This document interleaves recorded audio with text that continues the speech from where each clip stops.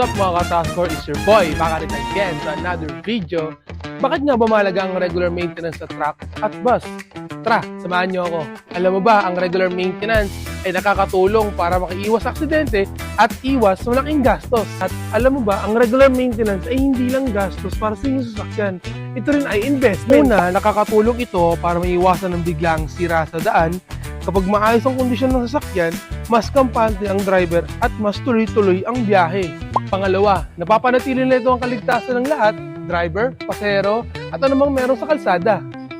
Ang simpleng pag-check ng preno, gulong, at makina ay pwedeng makaiwas sa aksidente. Pangatlo, mas nakakatipid sa long term, mas murang regular check-up kaysa sa major repair na dulot ng kapabayaan. Kaya tandaan, ang regular maintenance ay hindi lang para sa sasakyan, kundi para sa kaligtasan ng lahat. Dito sa Taskor, sinisigurado namin maayos ang sasakyan para sa ligtas na biyahe. Mas mahabang buhay ng makina, tipid sa repair cost, mas ligtas na operasyon.